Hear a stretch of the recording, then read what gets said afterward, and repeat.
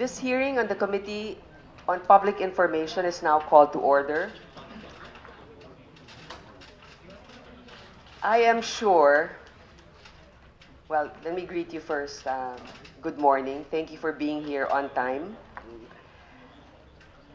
I am sure that many of us begin the day the same way and end it by checking our Twitter, Instagram, Facebook accounts.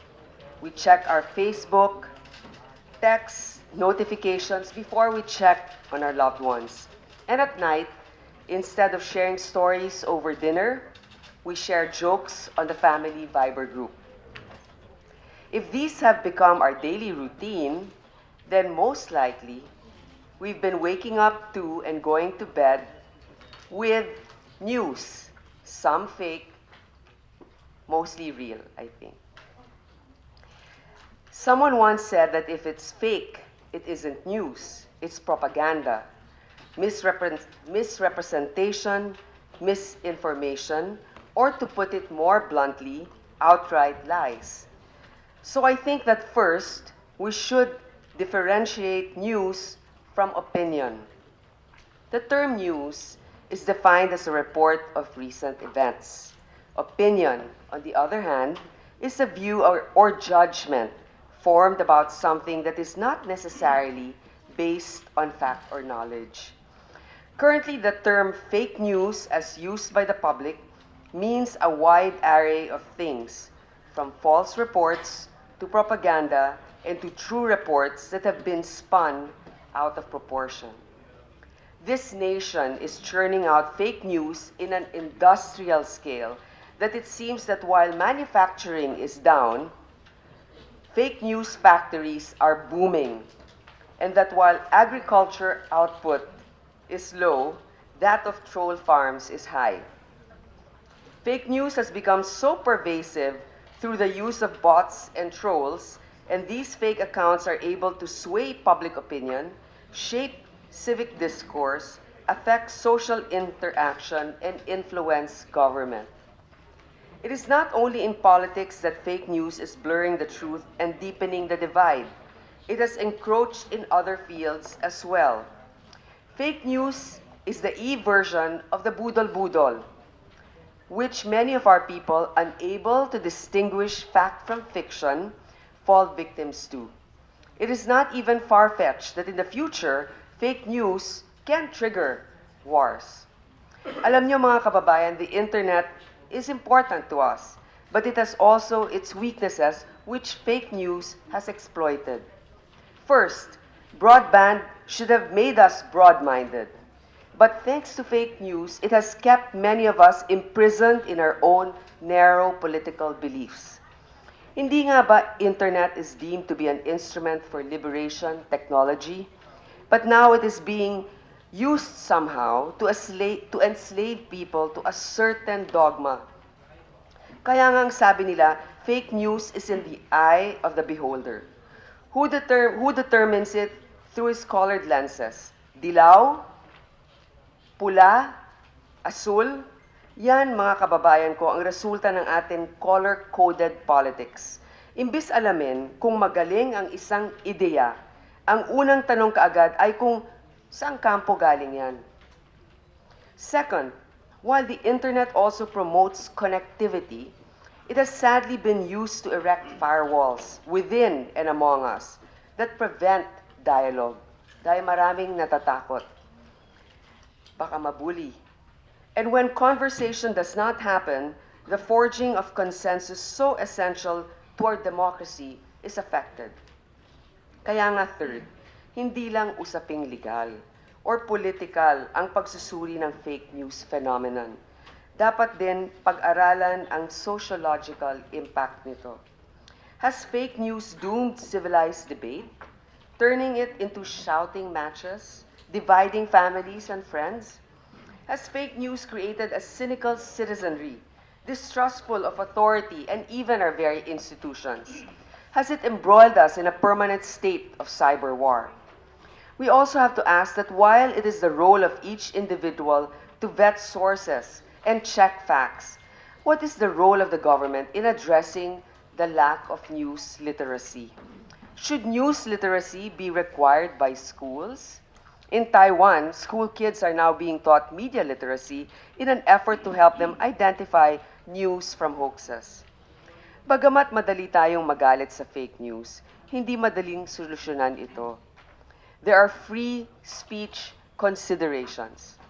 Media opposition to the government is not new. In fact, media is nicknamed the fourth estate or the fourth branch of government because it is expected to perform the role of a watchdog. It is expected to provide a check against the abuses of the other branches of the state. A blogger should also not be penalized for his views. But just how far can journalists or ordinary individuals go in speaking against the government? Paano mo ituturo ang online do's and don'ts sa mahigit 100 milyong tao?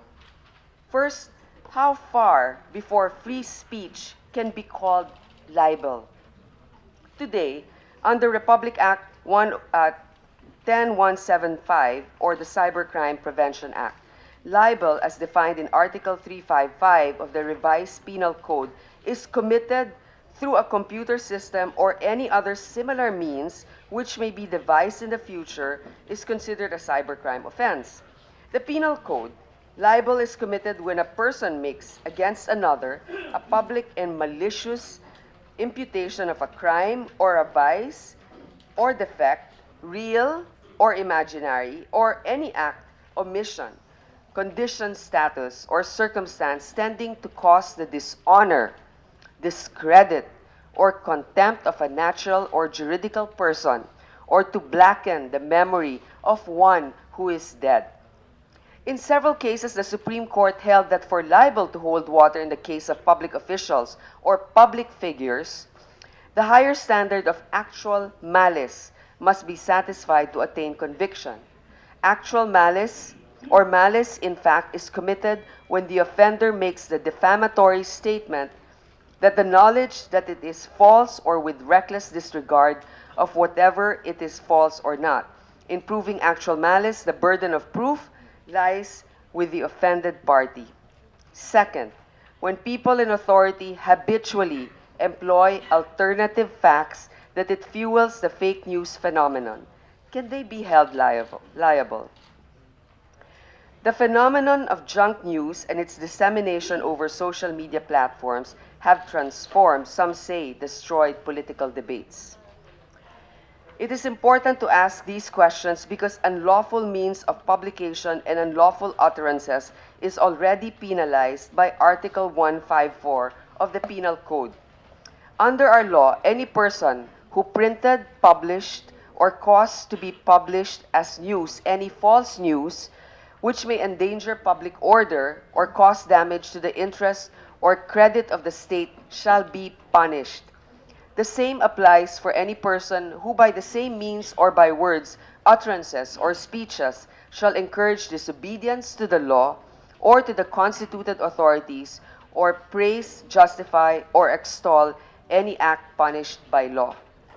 Alam niyo po, nung pumasok ako sa politika, ang sabi ko, minomoisturize ko na yung balat ko ng Teflon para hindi tumalab sa akin ang mga puna.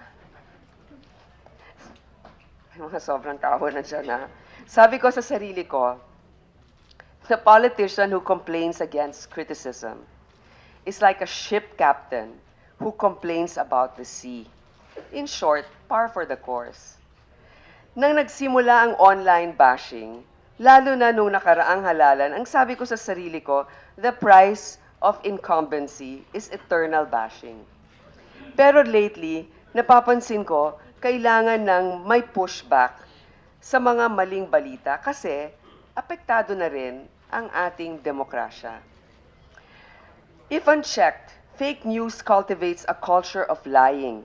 If purveyors are allowed to get away with their lies, they embolden government officials to also lie in order to escape accountability, crush dissent, and commit illegal acts with impunity. If fake news is not challenged, it will create lynch mobs out of certain people, turning them into an army of character assassins who can be unleashed with just one meme to destroy an idea, a person, or an institution. At merong panganib din na ang maling online behavior ay siyang maging asta natin sa totoong buhay.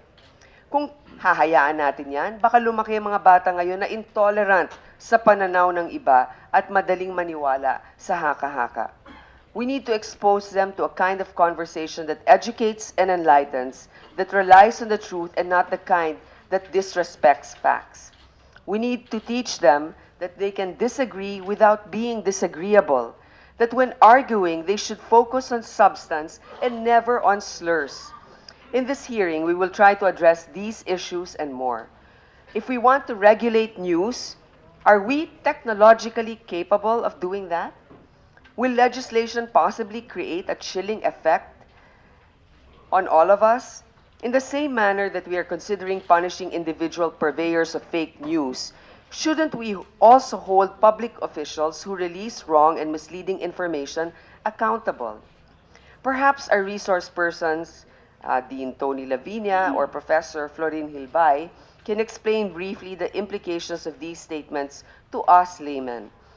I will give also my colleagues, of course, the chance to ask the questions. This hearing was called also because of a certain resolution that was filed and upon the request of my colleagues. I would like to acknowledge and thank the presence of our Majority Leader, Senator Tito Soto, who is here with us, Senator Manny Pacquiao, and Senator Kiko Pangilinan. And then, before I introduce our resource persons, Senator Tito Soto has an opening statement, as well as Senator Pacquiao. Thank you. Thank you, Madam Chair.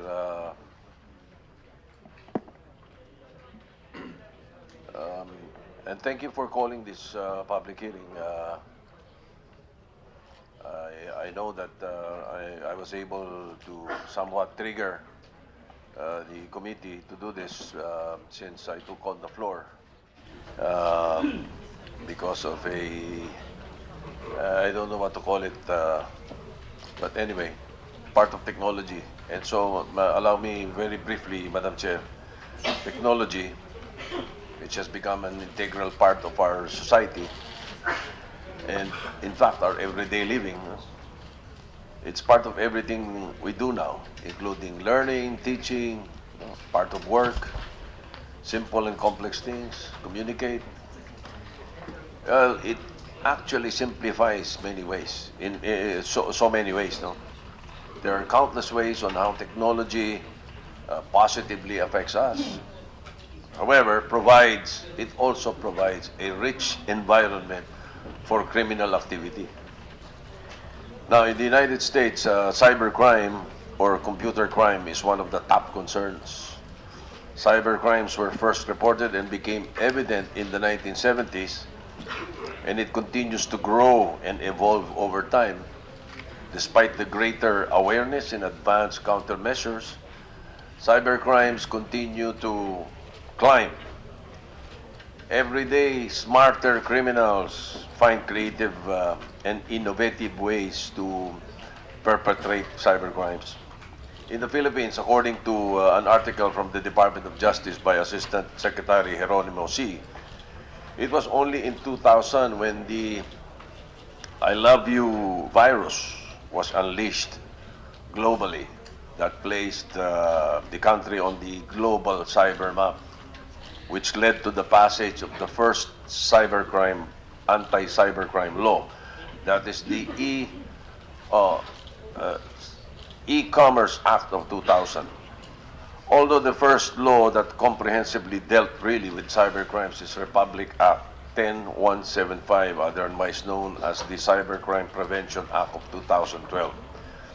Now, according to the Philippine National Police, Madam Chair, anti-cybercrime group, the unit of the PNP in 2015 said that the top 5 cybercrime complaints received were 1. Online scams, 2. Online libel, 3. Online threats, 4. Identity theft, and 5th, photo and video voyeurism. However, for the year 2016, Topping the most common complaints are 1. Online libel, 2. Online scams, 3. Identity theft, 4. Online threats, and still in the fifth spot is photo and video voyeurism. Now, recently, cyber criminals are proliferating fake and or misleading news and false information, as well as publishing articles that imputed malicious accusations against public officials. Of course, we feel that the intent is to cause damage or destroy a government institution like the Senate, which are treated as the version of truth for some and influence public opinion on the person or institution, the subject of the article. Now, what makes the situation worse is the fact that these criminals are hiding behind or through false names and or fake websites. Sabi nga nila mga duwag. Because in the past, those who went against the Marcoses were not afraid to show off their faces. They were on the streets. Harapan lumalaban. Eh ngayon, malalakas ang loob nitong iba dahil titirahin ng gobyerno, nagtatago sa likod ng mga computer. Madam Chair, we, the government officials, are at the center of this issue. We are the usual victims of these fake news and online libels. I hope that in this hearing we could uncover those behind the fake names and or fake websites and determine where to draw the line between freedom of speech and indecency or criminality, and find solutions to this problem through legislation. Perhaps, Madam Chair, the incident is a blessing in disguise on the so-called resolution that excluded 7 senators. I find it as a blessing in disguise because on my part, I've been bashed a number of times. I was the favorite victim of cyberbullies since 2012 in the issue of the RH bill. So I take it in stride. It's all right. If you don't like me, you don't like my face, you don't like what I stand for, you don't believe in the statements that I'm saying, it's fine with me. Okay lang, kahit anong pinta sasabihin mo. But once you start hitting me and calling me names and charging me with crimes that I did not commit, my first option is to hunt you down. Thank you, Madam Chair. Thank you, Senator Soto. Senator Manny Pacquiao and then Senator Kiko will have their opening statements. Thank you, Madam Chair. Alam ba ninyo kung ano ang nakapukaw sa aking galit noong nakaraang linggo? Yung mga news report na nasabing only 7 out of 23 senators did not sign the resolution calling to stop the killings of minors. Dahil sa PS Resolution 516, isa ako sa 7 senador na binatikos sa social media dahil hindi kami nakapirma sa nasabing resolution. Pinapalabas na suportado namin ang extrajudicial killings at pagpatay sa mga inosente. Hindi po ito tama na sabihing hindi pumirma ang taong hindi naman nabigyan ng pagkakataon na pumirma. Anino nga ng resolution, hindi ko nakakita eh. Ayon sa press release mula kay Atty. Herminio Bagro III, Chief of Staff ng opisina ni Senator Kiko Pangilinan, nagpadala sila ng kopya ng resolution sa official email nila Senators Richard Gordon, Gringo Honasan, Cynthia Villar, Miguel Subiri at Majority Leader Vicente Soto III. Paano po ako makapirma sa isang resolution na hindi ko natanggap, nabasa o napag-aralan? Hindi ito nagkataon lang. Ito ay sinadya. Kaming dalawa ni Senate President Coco Pimentel ay hindi kasama sa listahan ng mga pinadalhan. Hindi ito nagkataon lang, ito ay sinadya. Si Senator De Lima na nakakulong ay nakapirma. Hindi ito nagkataon lang, ito ay sinadya. Madam Chair, pinpigilan ko lang yung galit ko. Hindi naman ako pinanganak kahapon o hindi kami pinanganak kahapon para hindi namin malalaman ang mga katangahan na ginagawa nila sa amin. Hindi na bago sa akin ang binabatikos o minamaliit sa social media. Nasanay na ako niyan. Inaatake ang aking pagkatao at nadadamay pati rin ang aking pamilya. Pero hindi dahil nasanay na ako, hindi pwede ko nang palampasin ito. If news is considered as the rough draft of history, I don't want to be written in this manner and be remembered as someone who supports the killing of the innocents because that is not true. Uulitin ko po, kinokondina ko ang mga pagpatay sa mga inosente, lalo-lalo na ang mga batang walang kamuang-muang. Ako man ay lubos na nanghihinayang sa mga buhay na nasasayang. Hindi dahil hindi nagawang pumirma sa resolution na ito, ay nangangahulugan pabor na kami sa mga pangyayaring karahasan sa lansangan. The issue is how we were projected on media. The claim that we refused to sign is totally unfair and misleading. The news reports that came out were deceptive and malicious. Ito ay sinadya upang kami ay siraan at sirain. Maliwanag pa sa sikat ng araw yan.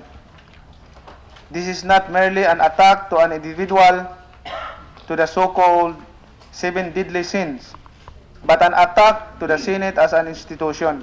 We do not want to be remembered as senators who refuse to put an end to the senseless killings. Sa mga vloggers, katulad ng mga nasa likod ng Facebook page na #SilentNoMore, I respect the people's freedom and expression. Malaya tayo. Malaya po tayong magpahayag ng ating opinion, pabor man o hindi sa administration. Ngunit, huwag nating kalimutan ang ating responsibilidad na magsabi ng totoo na may respeto. Even our rights have limitations. Our right to express our opinions does not give us the right to maliciously attack other people. To the news reports of mainstream media who committed an international error in the report, it is your responsibility to correct your misleading and deceptive reports. Ang fake news ay parang lason na dahan-dahang sumisira sa ating mga kaisipan, sa ating lipunan at sa ating bansa. Karapatan po natin na malaman ang katotohanan. Umaasa ako na sa pamagitan nitong committee hearing, malaman natin ang punot dulo ng isyong ito at mahinto itong paglaganap ng lason na nakakasira ng kaisipan ng mga taong walang kaalam-alam sa katotohanan. Madam Chair, before anything else, mamaya na lang ako mag-move for request to Kokoy. If he's not here, I will move to invite here in the Senate to attend the hearing. Senator Pacquiao, I think you were referring to a certain Kokoy Dayaw. We would like you to know that we sent him an invitation, but for some reason he's not present here today. Again, that might affirm our suspicion all along that there are certain people hiding behind the curtain of anonymity. But before we continue on that, Senator Kiko Pangilinan has a brief opening statement as well. Thank you, Madam Chairperson, and to our distinguished colleagues in the Senate and our resource persons. Magandang umaga po sa kanilang lahat. Nabanggit din lang po yung Senate Resolution 516 at yung pagruruta nito. Nais po nating bigyang diin na base sa mga pangyayari at based on the facts at hindi ho sa fake news, ito ho ang naganap. No? Yung resolution po was filed September 25, Monday. Nung Miyerkules, September 20, or 5 days before the filing, 16 na senator na po ang pumirma sa resolusyon. ang instruction ko sa ating Chief of Staff ay hanapan pa ng paraan para makakuha pa ng dagdag ng mga pirma. At base sa instruction na ito, on 12:22 p.m. of Thursday, September 21, the following day, my office sent a copy of the resolution to the publicly available as well as official emails of other senators, Senators Gordon, Honasan, Villar, Subiri, and the Majority Leader. In the email, on September 21, 4 days before we filed it, we had informed our colleagues that 16 senators had already signed the resolution and that we requested that if they were willing to sponsor it. Senator Gordon's office acknowledged receipt of the email on September 21 at 4:41 p.m. So that was Thursday. Friday, Saturday, Sunday, Monday at 5:30 p.m., September 25, we filed the resolution. So on the following day,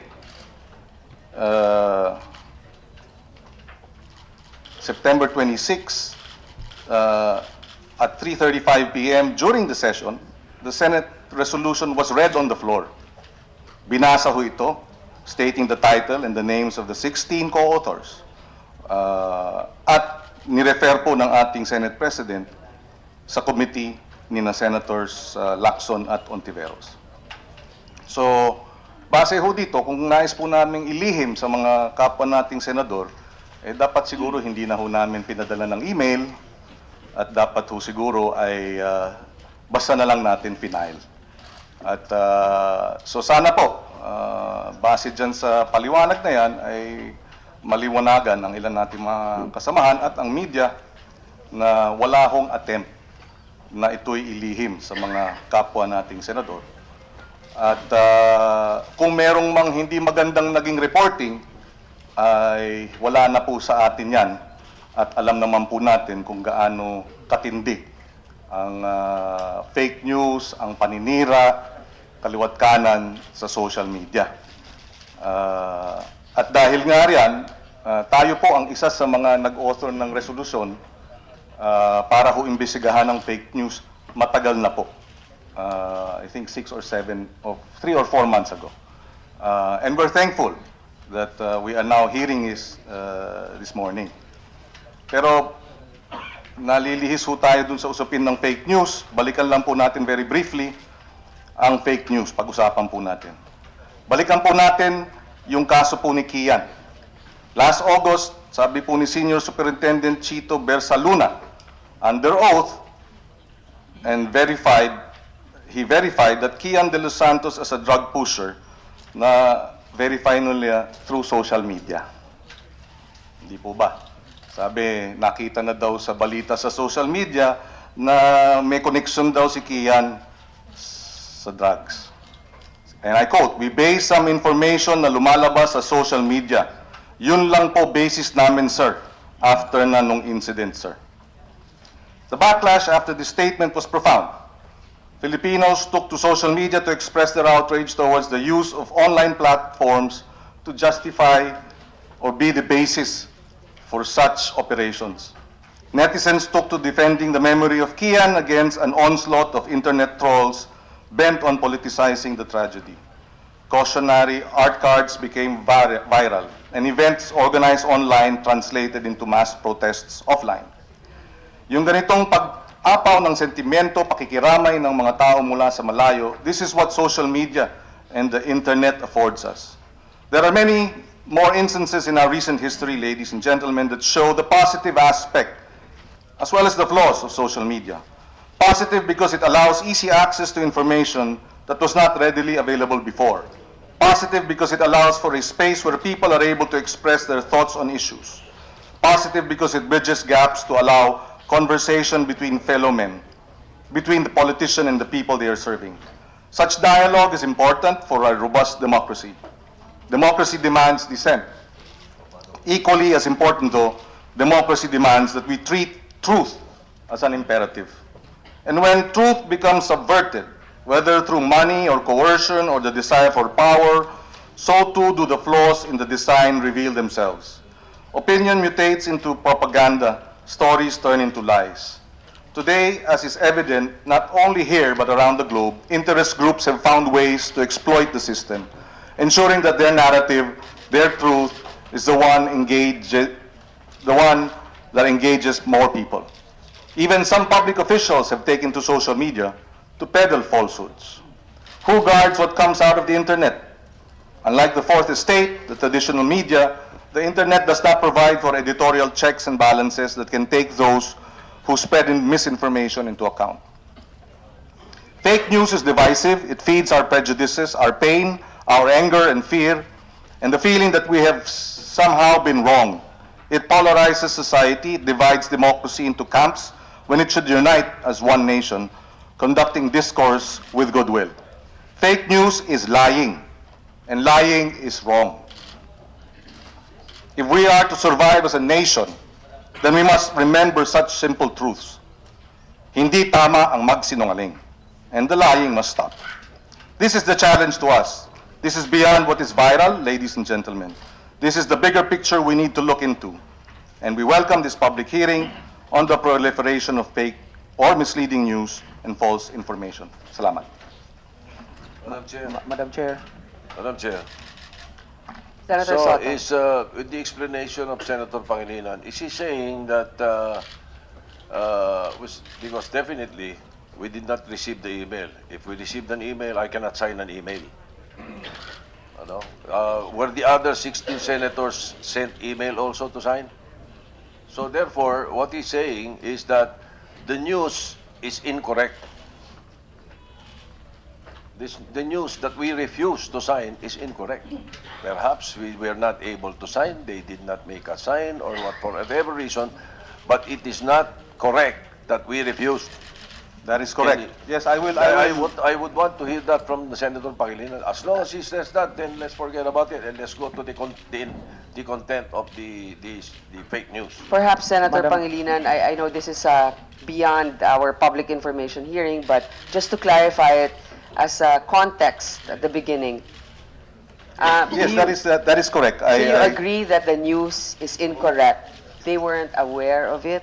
That's why they No, didn't sign it is incorrect. It is incorrect to say that they refused to sign.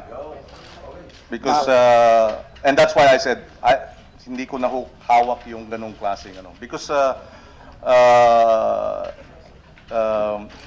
we sent it on the email, and in the email we said, if they wish to avail of or sponsor it, then we can send the resolution to them. But that doesn't mean they refused. I will confirm that. The media line saying that they refused to sign is not accurate. Thank you for the clarification, Chair. Senator Kiko. So just to be clear, sinabi ni Senator Kiko na hindi tama ang lumabas na balita na yung 7 ay ayaw pumirma. If I may just add, because Gusto nila pumirma siguro, di sa kanila. Opo. immediately, ma'am, if I may add, I was asked by some members of the media through Facebook, and I said, in fairness to the 7, they can still actually, it has not been adopted, and therefore they can still associate themselves and co-author the measure, which is the practice in the Senate. Madam Chair, just want to Okay, clarify. Senator Manny. Just want to clarify na hindi ako nakatanggap ng email. Pati si Coco, dalawa lang kami na hindi nakatanggap ng email about dyan sa resolution na yan. At mali yung sinasabi na in-email sa amin, hindi namin natanggap namin. Mali po yung lumalabas yun. Just clarification lang dahil damage has been done. Kahit nasabihin na pwede namang ihabol, tapos na. Lumabas na yung nasira na kami. Thank you, Madam Chair. Okay, thank you for the manifestation, Senator Manny. I think Senator Cynthia would like to, I would like to acknowledge the presence of Senator Cynthia. Mr. Chairman, I want to make a manifestation also that I was not able to receive any email from Senator Pangilinan. I've asked all my staff, everyone, if they receive an email. There's no email. So We were not informed, we were not asked to sign, and we did not refuse to sign. Thank you, Mr. Chairman. Thank you for stating that for the record. I'd like to acknowledge the presence of Senator Nancy Binay. Okay. So now we shall begin, and our other senators present here today have other hearings to attend, so we shall begin actually in order of arrival. Senator Soto will ask his questions first. We have 10 minutes each, and then after which we have another round if we have enough time. But I would also like to hear, actually in this room, binubuo tayo ng napakaraming mga, well, sabihin na natin influencers, no? Between our Facebook pages alone, the senators, and then the ones that we have here, we have millions following us. So I hope that this will remain productive and also civil. We would like to begin with Senator Soto with his questions. Thank you, Madam Chair. I wanted to start with the National Bureau of Investigation, but I know that we've already received a progress report, so I will not make the progress report public. We will probably ask them for data later on, or data on cybercrimes filed and cybercrime or libel filed or other crimes filed in the cybercrime division. We have the head of the digital forensic of the NBI and the chief of the we have the chief of the cybercrime division of NBI, Dr. Eduarte, and also. But yes. So before we start, Madam Chair, before I start with my first issue and question, maybe ask that all the resource persons take the oath or be administered the oath. So, COMSEC, please administer the oath. Magsitayo po yung ating mga resource persons at taas ang kanang kamay.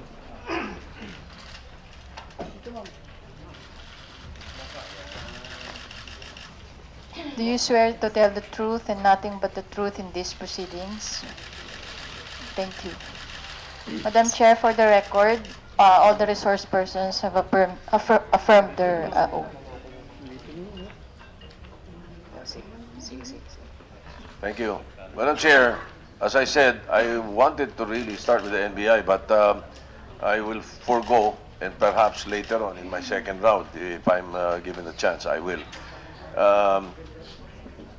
Just for data purposes and for the committee. But let me start with Mr. Ray Joseph Nieto, because I have received a report from him, the report I received is entitled "Here's the guy you're looking for." Senator Soto, here's the guy you're looking for. Sabi niya, Ray Joseph Nieto or RJ Nieto is the person behind the Thinking Pinoy, and he does not hide behind any other name. Is this correct, Mr. RJ Nieto? Well, Mr. Nieto? Mr. Senator, I was actually anonymous until I came out in January 2017. Although the Liberal Party has known my real identity since as early as February 2016. So, half anonymous, half not. But I decided to remain anonymous because I don't like fame. So, yeah. But if somebody's gonna sue me, they could easily find out who I am. No. Yes. Actually, you know, I follow your blog, and you show your face there. Even Apo. if you go by a certain name, alam naman kung sino ka. So at Apo. least alam natin yun. Senator Soto. Right. I've been browsing through this report that I have received, and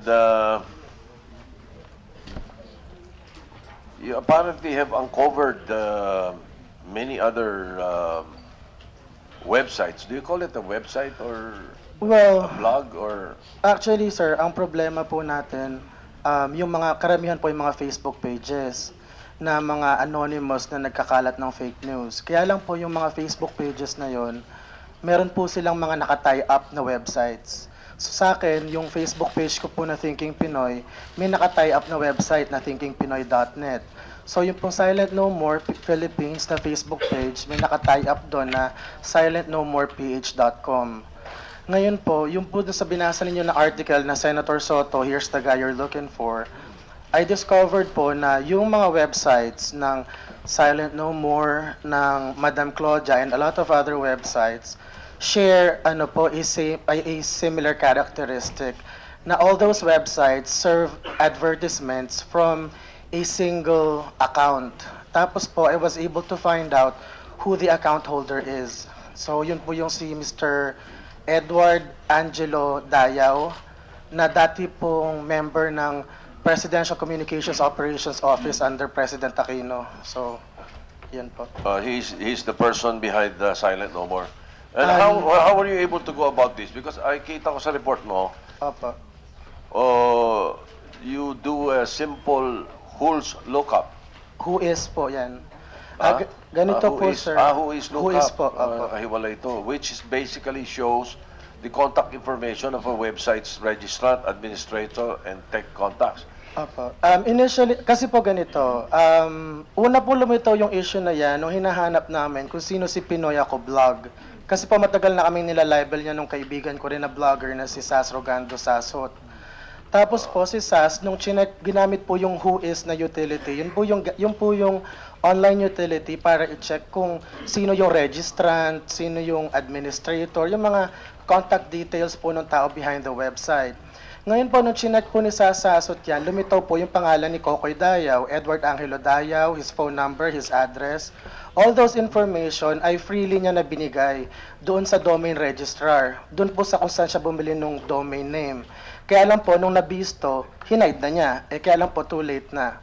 So, given that lead po, hinanap namin kung may connection si Kokoy Dayaw doon sa Silent No More.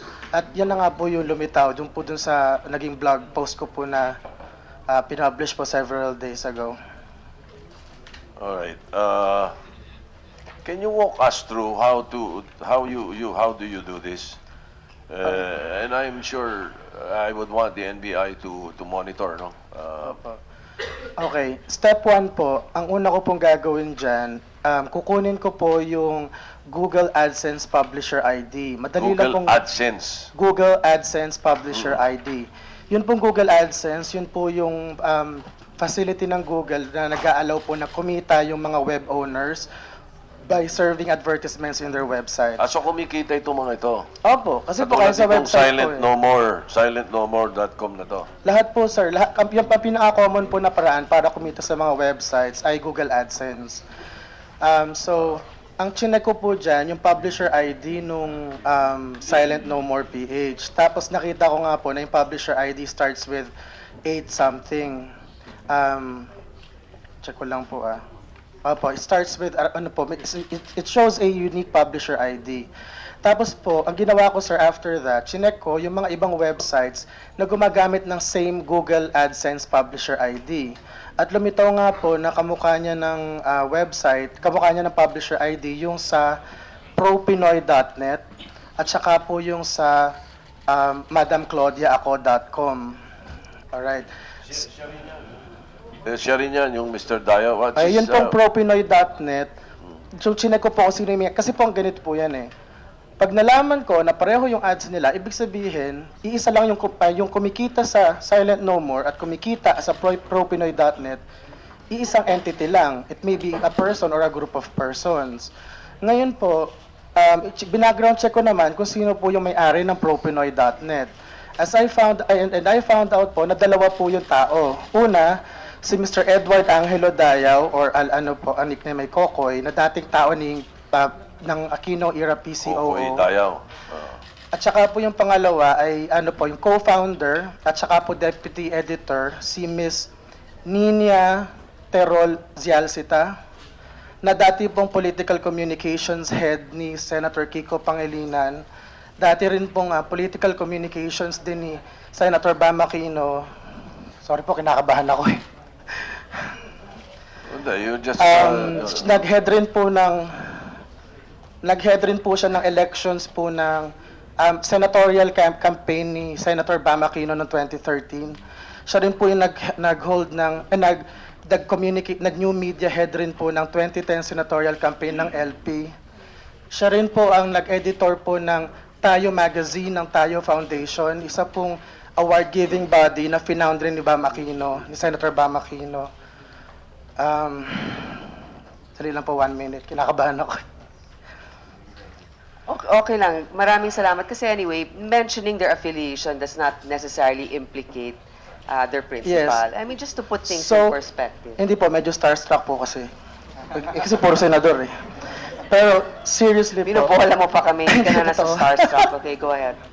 Pero ano po ma'am, so basically po, ang napatunayan ko doon, so far dyan po sa unang article na yan, ay si Kokoy Dayaw, siya yung web administrator ng mga websites. He does not necessarily create the content. And besides, with the sheer number of websites that is under his name or is owned/controlled or controlled by him, I think po na meron pa po siyang team behind him creating the content. So he's administrator. Pero po may You said control he po siya sa lahat ng doesn't mga necessarily create the content, ganon? Of Hindi all po this. How necessarily. many websites does he operate? Mahigit 20 po eh. 20 plus? Opo. Mahigit 20 po. Pero po yung mga Can you nagkakalat... submit to us a list of all these?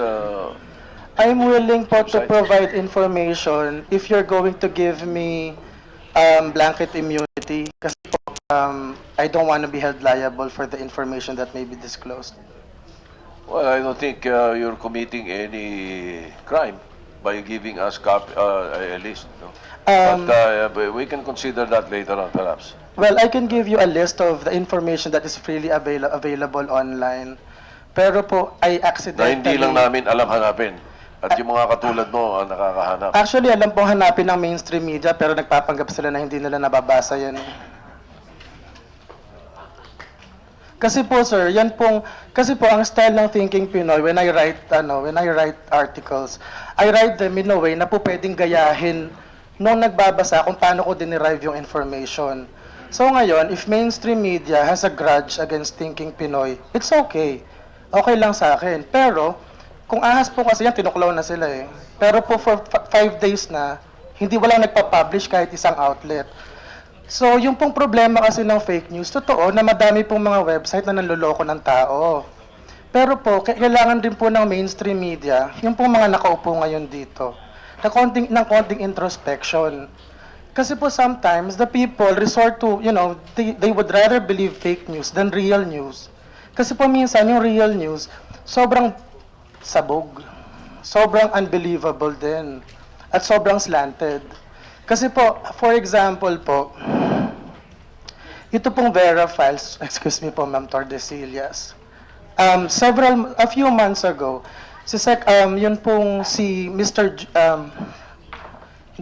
Aznar, isang photojournalist sa Marawi, nag-post po ng video na Soldiers in Action. Ako po, as regular citizen, nagtaka ako, sabi ko, ba't ka nagpo-post ng ganyan? Kasi parang halos real time yung pagkaka-post mo, baka ma-endanger yung mga soldiers. Eh ngayon po, marami akong followers online, mga halos 700,000 po. Tapos, syempre yung mga followers ko, nabasa yon. Tapos nagalit sila kay Aznar. Oo nga, Aznar, ba't ganyan, ganyan? Tapos po, after that, nag-issue po, kinondemn po ako ng National Union of Journalists of the Philippines. Tapos po, after that, naglabas daw pa po ng fact-check yung Vera Files about it. Ang basis po daw nila ay yung metadata nung mga pictures or whatever na nagsho-show kung kailan kinuha yung mga pictures. Kaya lang po, ang hindi ginawa ng Vera Files ay i-check yung iba pang mga files ni Aznar. Basically po, ang napakita ko nung nagsulat ako ng rebuttal sa Vera Files ay faulty yung mga timestamp dun sa mga files ni Aznar. So basically po, baseless po, pointless po yung ginawa nilang fact check. However, wala po ako narinig na reply or anything of that sort from Vera Files. So what I'm saying is this, yung kung ano man yung, hindi ko po alam kung ano yung kahihinatnan ng Senate investigation na to. Pero ang gusto ko lang po ipaglaban sana, i-legislate natin yung right of reply.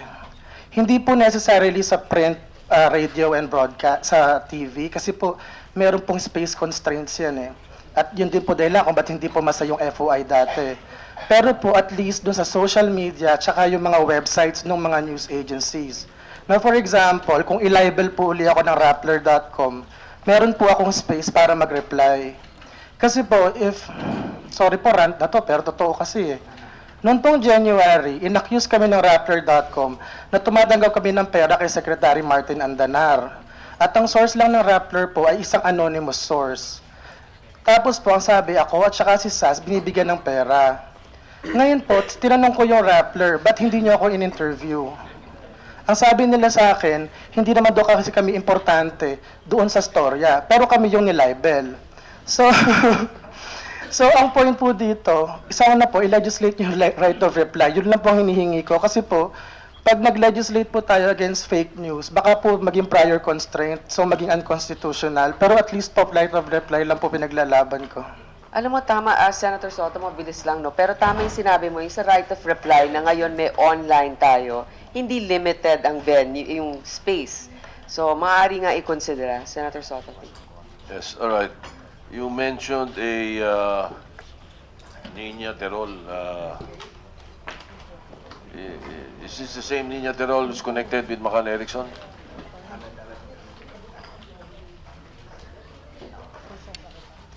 I'd like to acknowledge the presence of Senator, the Minority Leader, Senator Drilon, and of course, Alright. Senator Bamakino and Senator Zubiri.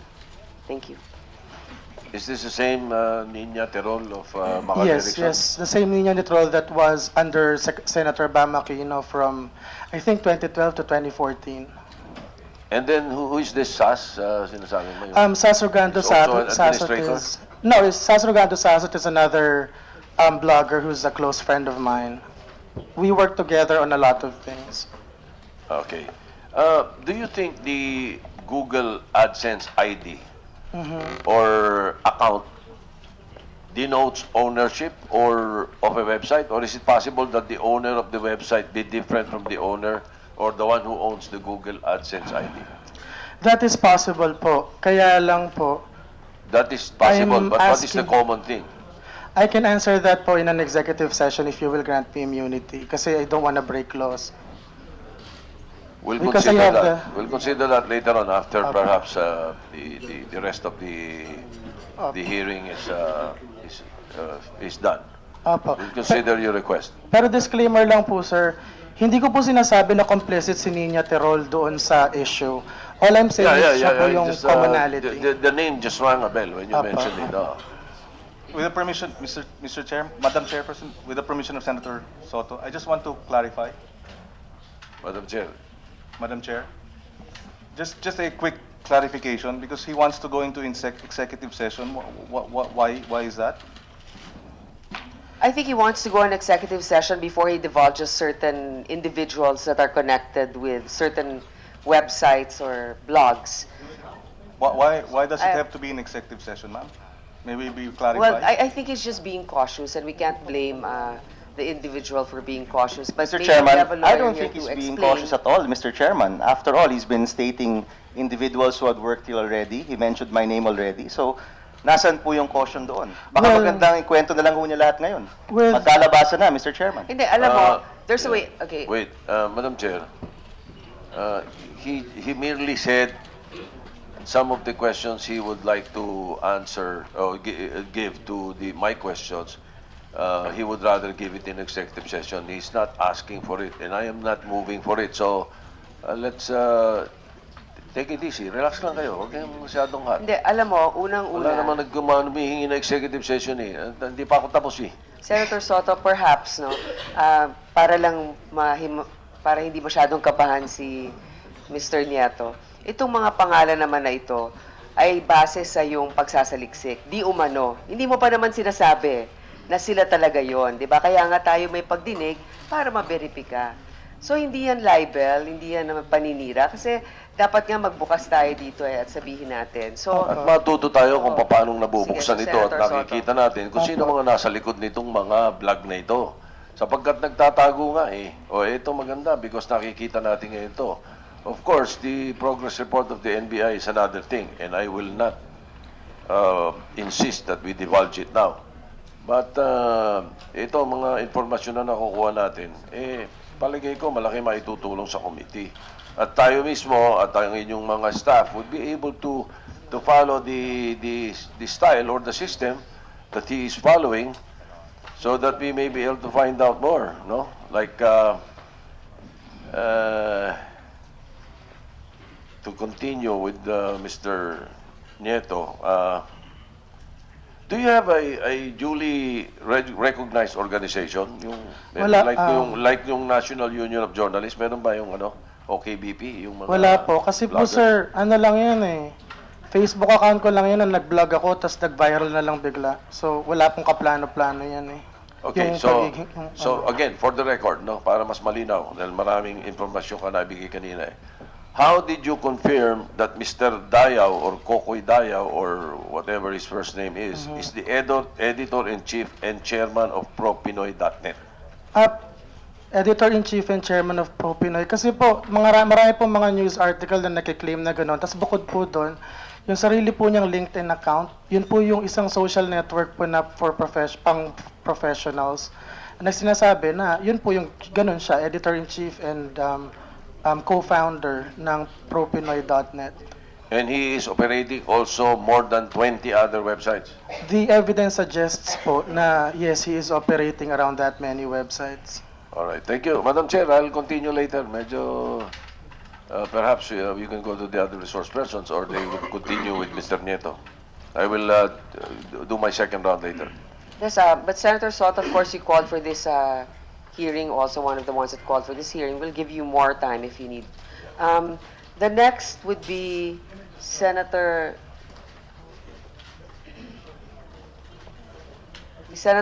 Mig Zubiri is requesting that he delivers a statement. Perhaps you can ask Senator Pacquiao because he's next. Okay lang, if that's all right with Senator Pacquiao, I'll just give an opening statement. as Sige, well. sige, Madam Chair. Thank you. It's not a prepared statement, it's just from the heart. I would like to just say that I was not told about this resolution being circulated by the senators.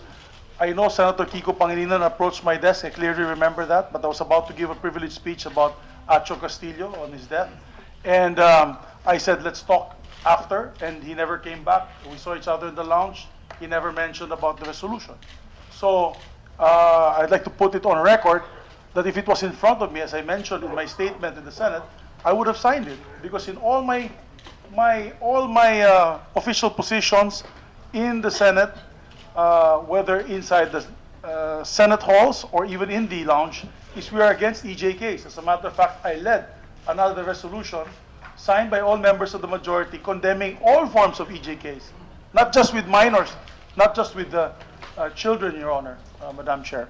I'd like to put that on record, and it's quite foul that whoever this fellow is in Silent No More would accuse the seven of us, because after that, I spoke to Senator Pacquiao, Senator Villar, and they were so upset that they were not approached. And we were not told. Usually our staff, usually our COS, Chiefs of Staff, we discuss it among themselves if there's an important minority, majority, all-member resolution. This time, we were not told. So, I don't want to impute any malice on the members of the Senate who pushed for that, but what intrigues me, Madam Chairman, is how it was published, how it was treated after to the media, to the online sites.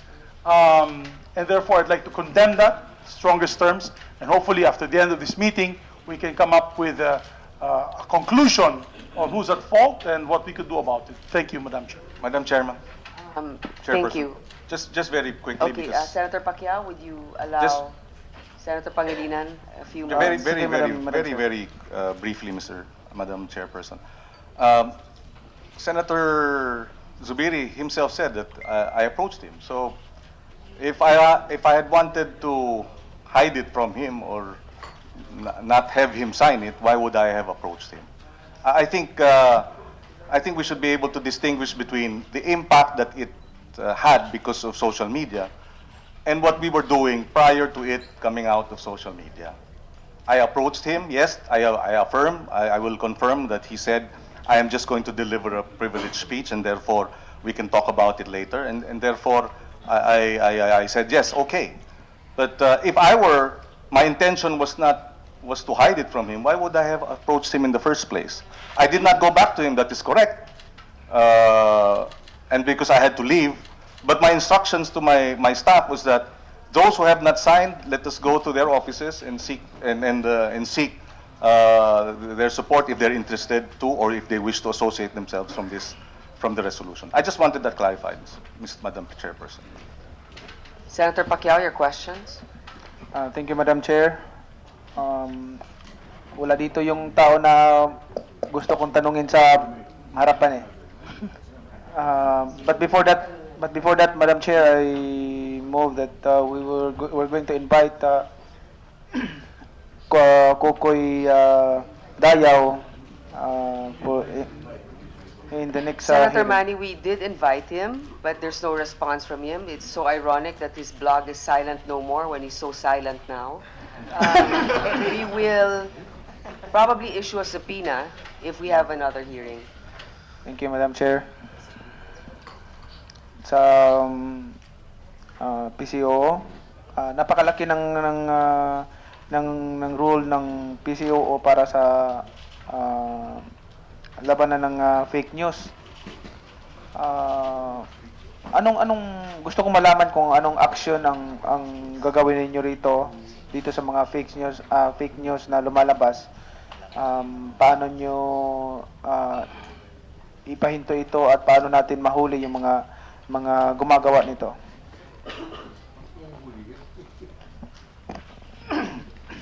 Good morning, Madam Chair. Good morning, Your Honors. If I may, I'd like to read the brief statement that I prepared for this committee hearing. But first, I'd like to relay the apologies of our Secretary, Martin Landanar, for not being able to attend because of a prior engagement. Right. Madam Chair, Your Honors, concerns about fake news, false news, or false information are not something new.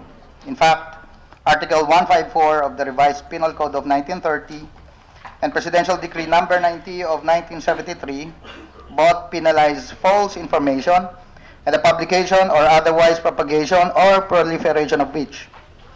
With the advent of technology, where information spreads like wildfire in a matter of seconds, the problem on fake news has reached alarming proportions and on a global scale. It is not something that is endemic or unique to us in the Philippines. The phenomenon has grown directly proportionate to advancements in information technology.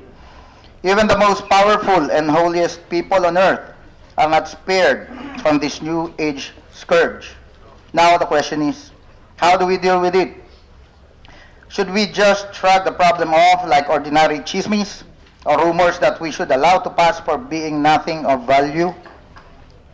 To ignore them when our names are maligned to the point of dishonor and when a reputation is besmirched beyond repair? Or should we fight it by criminalizing such acts as spreading fake news? If we so decide to deal with the problem head on, the next question that comes to mind is, in what way? To arrive at the most intelligent answers to these questions, the first and the most important thing to do is to find a legal definition for fake news. Some may even argue that what could appear as fake news to some may not be fake news to others. Ergo, the need to clearly define fake news, determine its parameters, before we could even talk of penalizing those who would create and or spread them. There should be clearly established and identifiable elements in spotting fake news.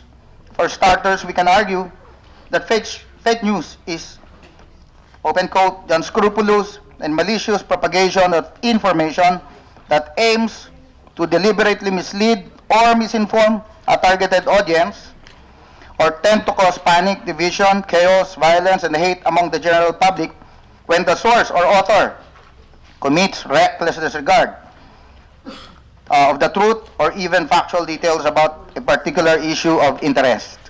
But defining fake news, spotting them, or penalizing those acts are easier said than done, considering our democratic environment.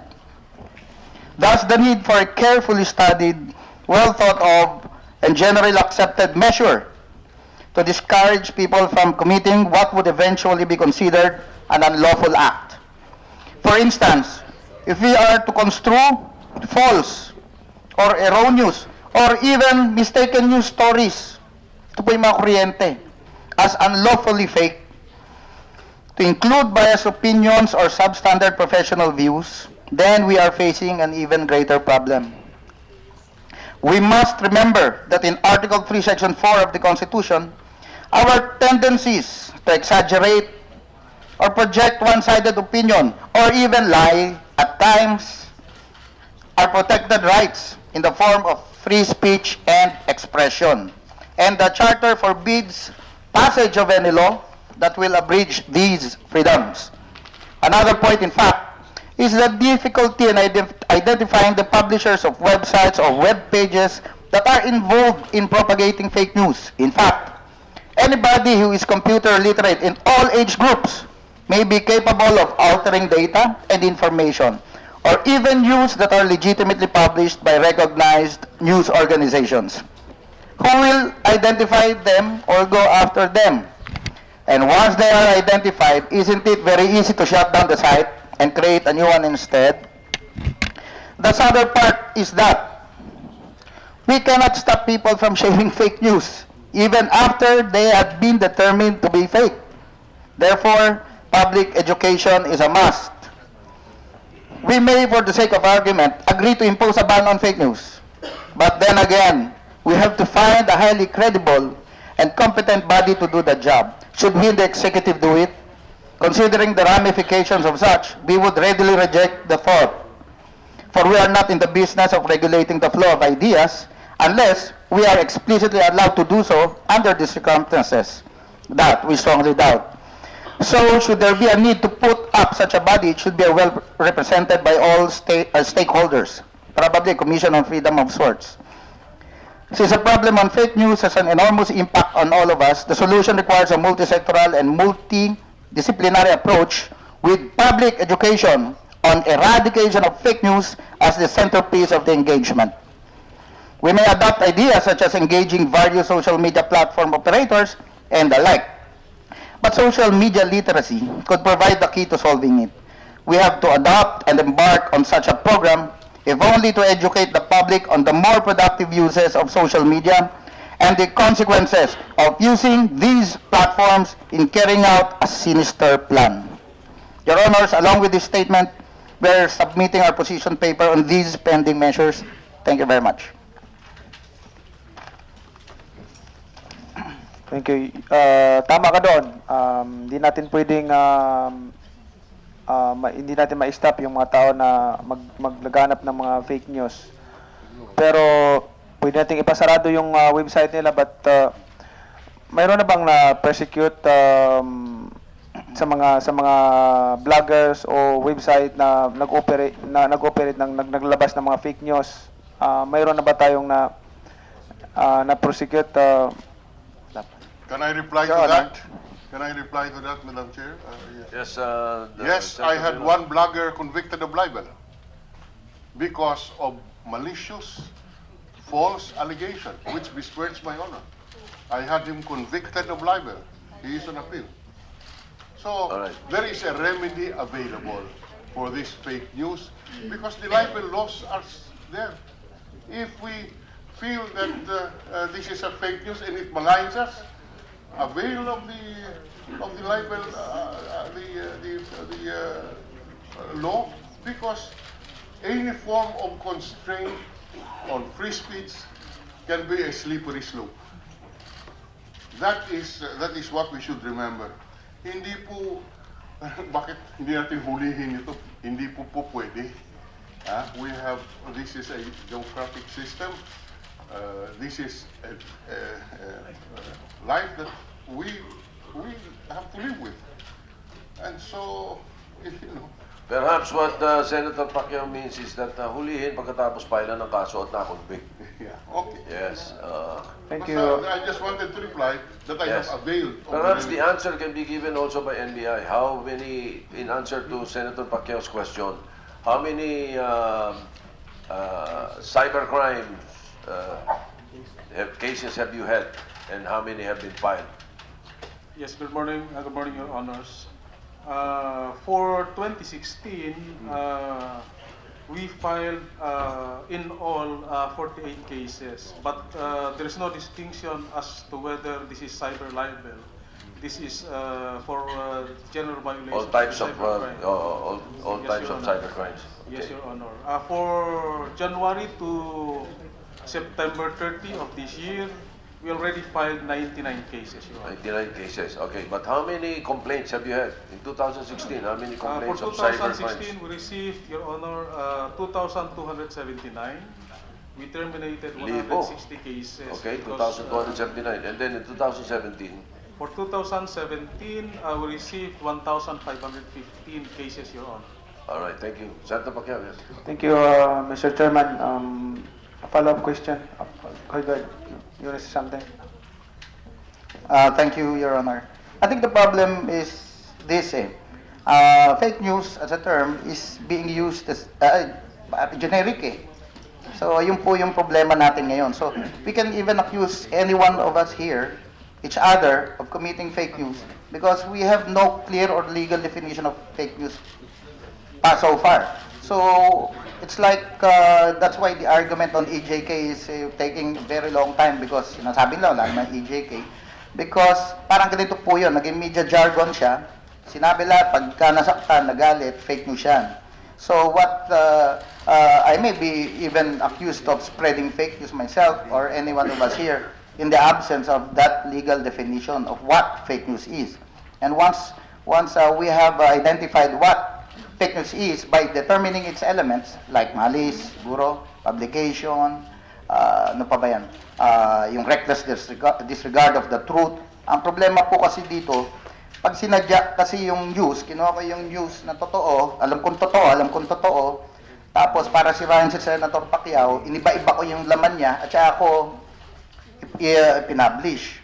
So, that would classify as fake news. But yung simpleng chismis po, I think, mga deniable especially stories that the following day nag-i-issue ng erratum mga ating mga dyaryo, for instance. So, ang hirap pong i-determine. So, we really have to first define the legal parameters of what fake news is, Your Honor. Thanks. Mr. Chair.